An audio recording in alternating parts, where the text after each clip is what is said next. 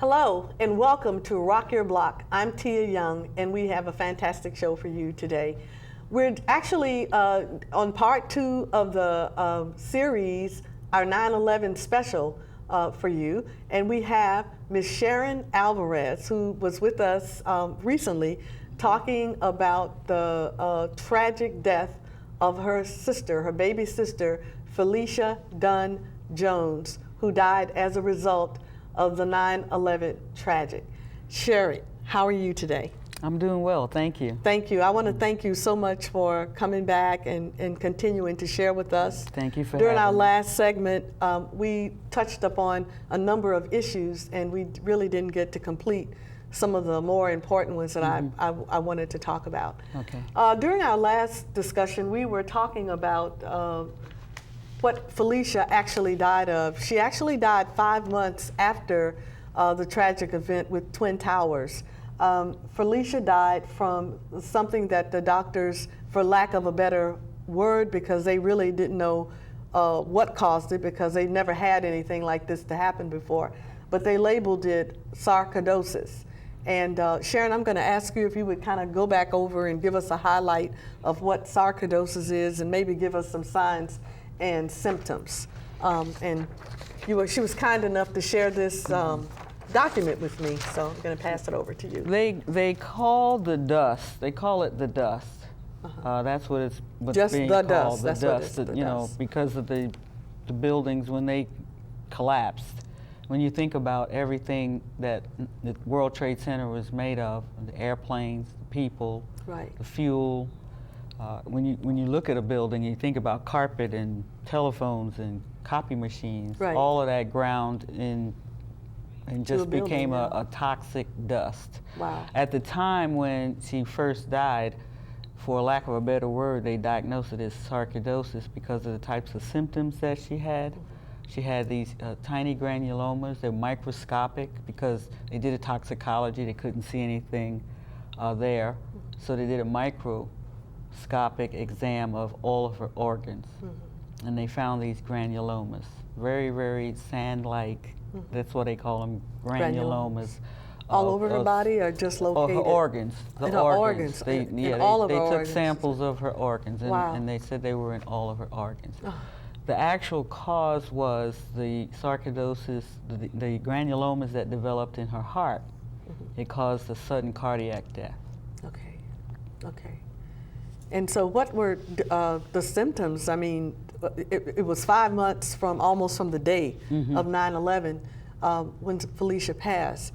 So over that 5-month period, Over that 5-month period, were there symptoms? I wasn't aware that there were symptoms, because she lives in New York, I live in Virginia. Virginia, But right. I found out that she did have shortness of breath, that there was a hacking cough, which that's a sign that a lot of the people who suffer from the dust, this hacking cough, because let's face it, when we breathe, everything comes into our lungs. Right. Skin lesions, but then eventually... Had she started getting skin lesions? No, my brother-in-law just said she had one on her chest, Oh, just one. Okay. So, but you know, they put cream on it. Right. You know, you take care of yourself with a lot of You things. just think it's just a little bump Right, or and insect bite. part of the issues that they were having, there was so much going on in those days that there was so many people, you know, who were ill. They were encouraging people to, you know, not clog up the medical system. Right. You know, if it's not emergency, you know, see what you can do to take care of it yourself. She never was under medical care for anything.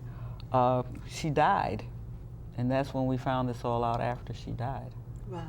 And did it take them a while to discover? Well, like I said, the autopsy took 3 months before we got the results, and they said that it was you know, sarcoidosis with cardiac involvement.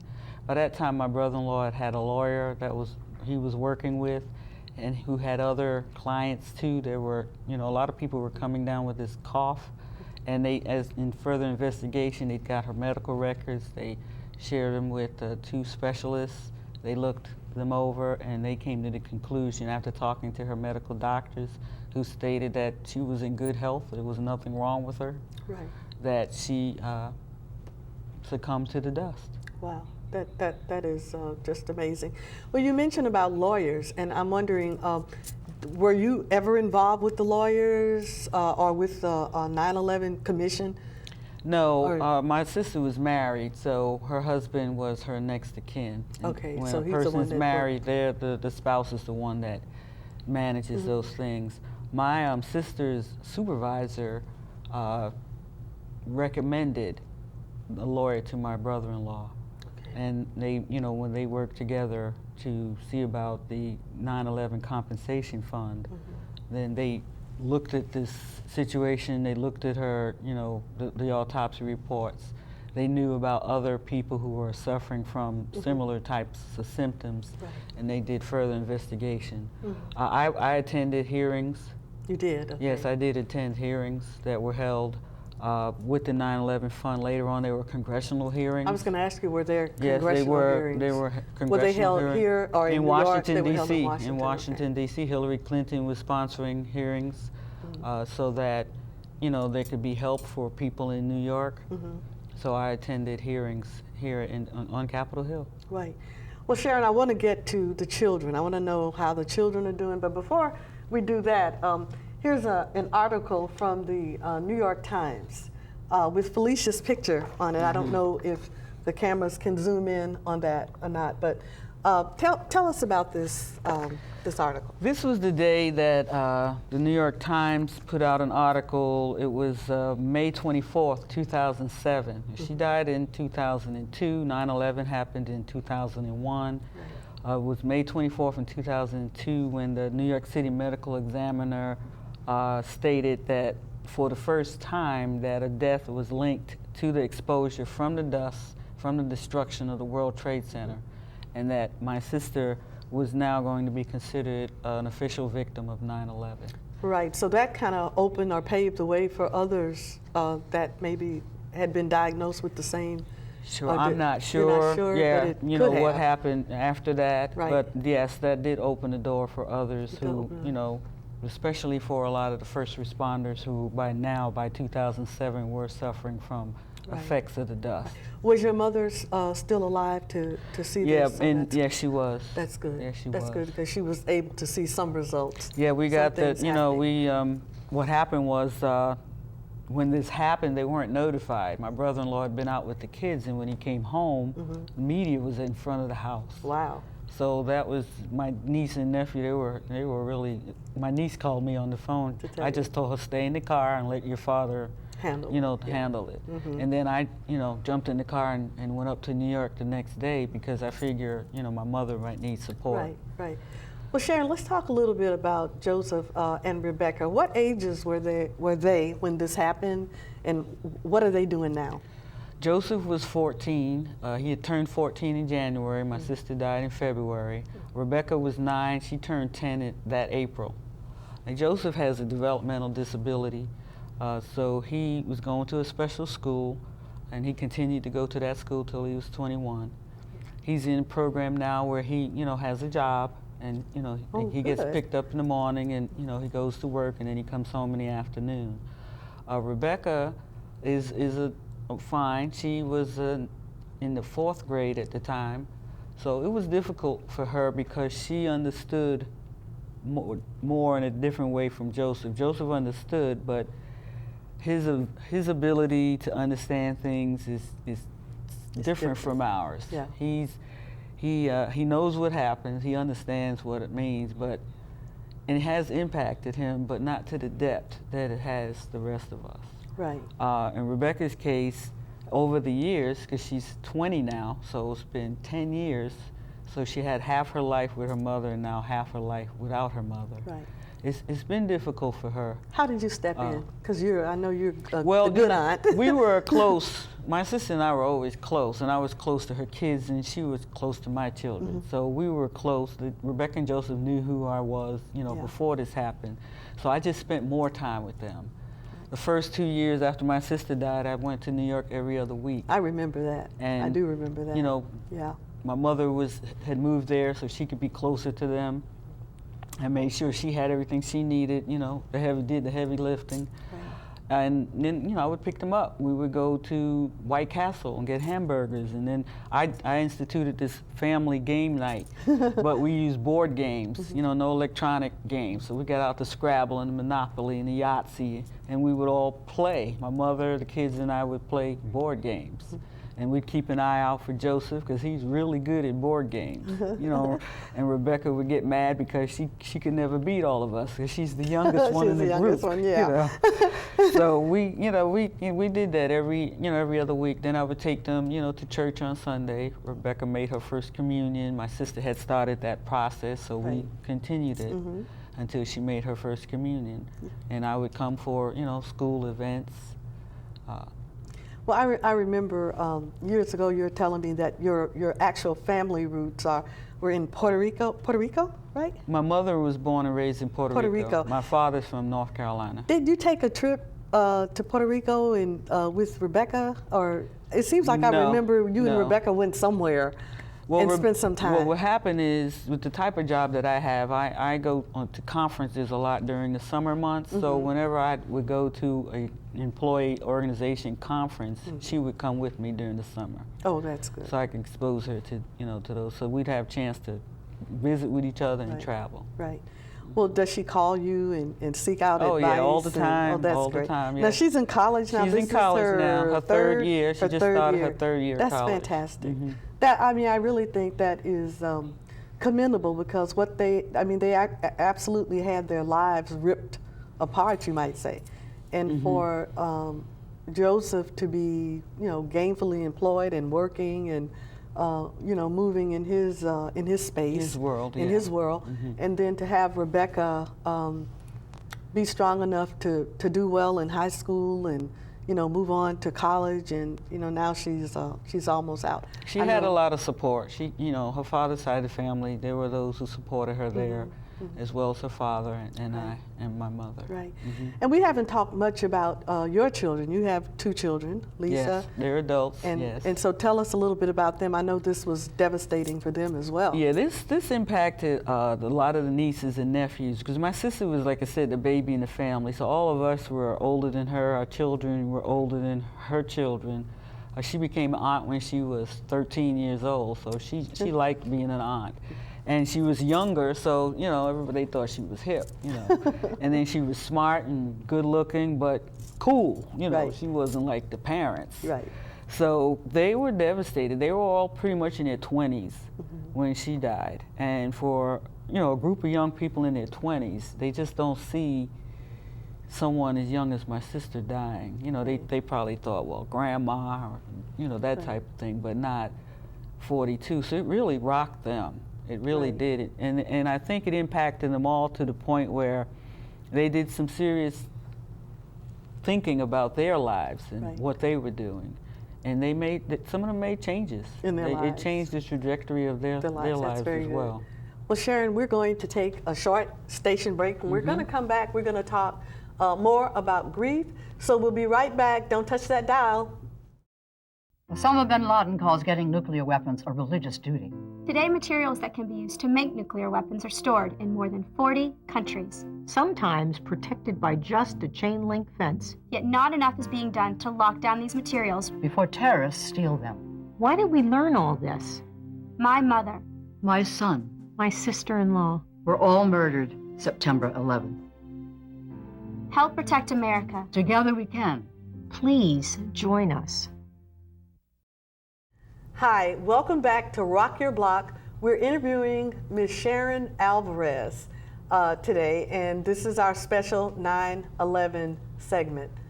Sharon, I'd like to go back to the grief issue because we touched on that just a little bit during the first segment of the series. I know that sometimes when hard things happen, like death, that's a hard thing to most people. Sometimes everybody runs to maybe the husband or the spouse. And sometimes the mother, the father, the siblings are forgotten. Did you feel any of that during Felicia's Yeah, I think with most of the people, I can't speak for everybody, but I think a lot of people felt that, siblings felt that way. You know, the people who died, if they were married, then there was the spouse and the children that were important. If they were single, then it was the mother and the father. And a lot of times, you're trying to help the children, you're trying to help the spouse, you're trying to help your mother and father, but as siblings, it was interesting, because even as I went through to the library to try to find, you know, books about grief, you could find it for if you were a widow or if you lost a child, but there wasn't anything written about how to handle your sibling. So yes, that was difficult.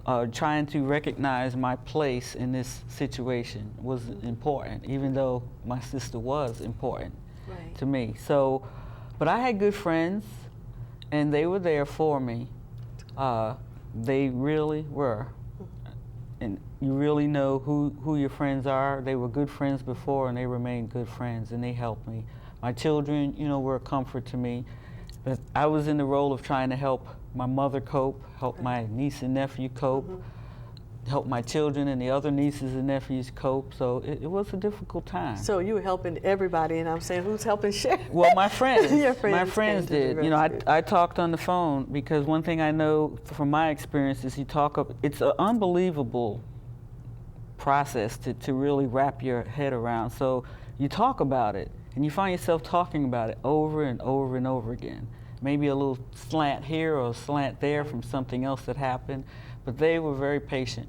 That's good. And they listened to me. They gave me that listening ear. What about Miss Carmen, your mom? Do you think people were sensitive to her needs? And when I say this, I don't mean to be mean or say that people are mean. I just think sometimes folks just don't know what to do. True. I mean, they just don't know what to do, and sometimes when you don't know what to do, instead of facing it head on, you kind of back away, you know. What happened with my mother, like I said, she went straight into anger mode, and I don't think she ever left it. And that made her harder for people to deal with, because she was so angry, and people couldn't deal with her anger. Right, right. They could not deal with, she felt that what happened was totally unfair, and she lashed out, and people had a hard time dealing with her anger. Right. So they just walked away. They just walked away from that. And then she had, you know, and then there were others who, you know, she lived in a independent living environment, and there were, you know, women like her age who had similar experiences. Oh, okay. So they, you know, she had a couple of friends that could deal with it. So I do remember back maybe about a year, maybe 2 years before your mom passed, myself and my sister and I came to New York with you one weekend, and we had a good time with Miss Carmen. And to me, it seemed as if New York was better for her. To me, she seemed happier in New York than she did here in Virginia. In Virginia. And I don't know if that was because, you know, you had to work and you were, you know, had to go out of town, and maybe she was here alone, and once in New York, she was back in her old stomping ground, yeah. and she knew her way around. I don't know, but I just got that feeling. Do you agree or disagree with that? No, what happened with my mother is she lived with me in North Carolina, and we lived there for about 13 years, and she was very comfortable there. She had a volunteer job where she translated for mothers and children who would go to the clinic at the hospital and couldn't speak English. She translated between English and Spanish. This is Spanish. So when we moved to Virginia, there was like this totally new environment, and I guess she liked the North Carolina, she liked New York. I don't think she was up to starting over again. Right. So I think that was the issue with Virginia. And then once I moved there, I was traveling a lot more. Right. So when she moved to New York, she was back to the whole stomping ground, so to speak. She had been in Staten Island on and off with my sister. Right. And she liked having her own place. I think she thought she was cramping my style. Oh. But it was really interesting. I had a lot of people who were upset with me when I told them my mother was moving back to New York. They all wanted to know, what did I do? Oh. And I'm like, what do you mean, what did I do? We said, well, why is she all these leaving? years she's living with you. Why is she leaving? What did you do to her? Because a lot of people liked my mother. Yeah. She would travel with me too sometimes. But I told them, no, she just wanted to be independent. And I liked her. They couldn't see me allowing her to do that. And I'm like, you don't not allow my mother to do anything. My mother does what she wants to do. And besides, I always felt that people do that with elderly people and children. They cuddle them. And to me, I felt like my role was to help her be whatever it is she wanted to be. Right. I loved your mother because, first of all, she was no nonsense, and I like no nonsense people. But she also had a very kind heart and history. I just love coming over to your house and having her go back over the years, and she could go all the way back to 100 years ago, telling the history of the family. And I always found that so very interesting, of how she related to people. You talked about going into bookstores and not being able to find materials that would give any guidance on siblings, about the grieving process. What did you do? Because you seem to have moved from point A. I'm not going to say, because I know with myself and the death of my brother, it's something that you never really get over. No. I mean, you never forget about it. But you do find something deep down to move forward. How did you move forward? There may be some people out there I think that... my focus was working with my mother and helping my niece and nephew. And that was my focus. I think if you can find something to focus on, that will help you. So And wanting you have hobbies? to be, I do have hobbies, but believe it or not, I couldn't do a lot of those types of things. The books that I read, the types of books I read, I don't read the same books anymore. I didn't listen to music or watch TV for about a year. Really? I really was grief-stricken. I didn't know All of that. those types of things seemed frivolous. So I tried to stay focused on what I could do to help the kids. Why did this happen to my sister? Right. What can I do to help my mother? And I had to go to work, so I had to get myself together to go to work. Did your outlook change? It seems like your outlook... definitely. Your outlook changed. My outlook did change. I was always a serious person, and I think I became more serious.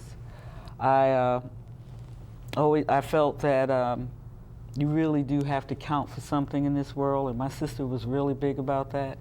One thing that impressed me about her was I talked to her supervisor several times, and one of the first conversations I had with her supervisor was that when she told my sister's clients, because she was a civil rights investigator for the Department of Education, so she worked with parents in schools, that they cried.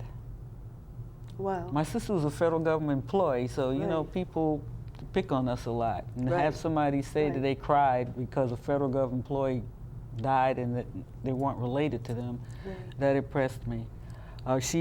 My sister. So she had been impacting the lives of folks. She liked to mediate problems and try to find a win-win, situation for people. Yeah.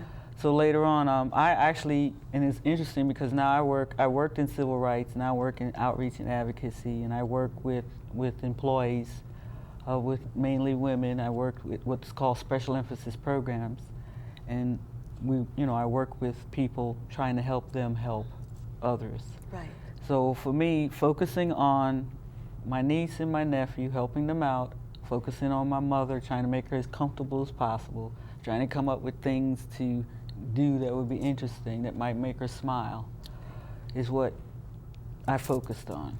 So now, what do you do for Sharon?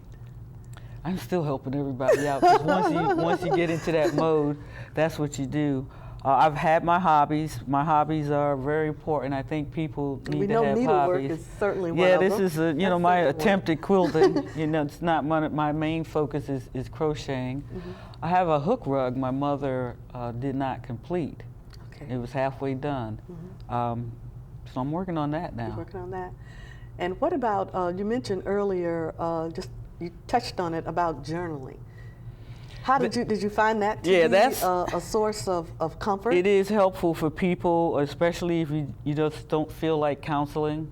Sometimes, for me, I didn't think I could find anybody that could really understand what I was saying. Yeah. And that's probably arrogant on my part. but I just, But you that's just- how I felt. So right. I kept a journal. I used to have a journal when I was a kid. You know, when I was a kid, it was, you know, Dear Diary. So I had lots of diaries when I was a kid and had to hide them from my siblings. But as an adult, I kept them too from time to time. And I noticed in times of trouble, I lean towards journaling. Journaling. So I just write down, you know, how I feel and what I think. Well, you know, I tried to, when my brother first passed, I went out and I bought a journal. And it's been by my bed now since January, and I haven't been able to put much in it other than just my name and his name. So I guess it's something that just, you know, one night or day or something, I'll pick it up and start writing in it. Start thinking about his history. Right. Because I started doing that. And sometimes maybe the writing process may not be good since we're all in the technology, maybe Right. computers will work. But I started writing my mother's life story. I was going to ask you, you know, have you thought about writing Felicia's story? Even, I've putting done, that down? I have 3 books, the Book of Carmen, the Book of Felicia, and the Book of Sharon. And Okay, every once in a alright. while I'll go in there and just type something. a Okay, short so you story. do have that set But it's up. all That's on good. computer. It's Yeah. all on the computer. In the Right. beginning, I did have a journal that I hand wrote. But now, my mother told me a lot of stories, like you said, Right. history. So I'm writing her story based on the stories she told me. So basically, I'm just writing the stories that she told me about everyone. Oh, wow. That's But beautiful. there again, knowing when the end is the problem. Right. Since I've been doing this for 10 years. That's right, right. So I've got I keep coming up with more stories that I remember. So I Right. get up on a Saturday morning and type them up. Well, Sharon, we almost have to end. We have probably about a minute or so to go. And I know that we are going to show Felicia's story in photographs as we close. But what advice would you give to anyone who is going through a grieving process and it just seems like they can't pull out of it? I know that there are some people, like you say, who are just not comfortable going to a counselor. So can you kind of sum up what, in your perspective? It may take several years to move through the grieving process. So take your time, take care of yourself, see your doctors. If you're on medication, make sure you're taking your medication and taking care of yourself. If you have elderly people in your family, you really need to look out for them. If you have young people in the family, teenagers, children, because they grieve too. So take that time to, you know, do what you can to help them and get the help that you need. You can read books. There are a lot of online processes now that you can go through to have online chats, support groups. You don't have to do this alone. Know that it's going to take time. You won't get your life back, but you eventually will move on to a new reality. Sharon, thank you so much. That's very good advice. Thank you for watching, and bye-bye.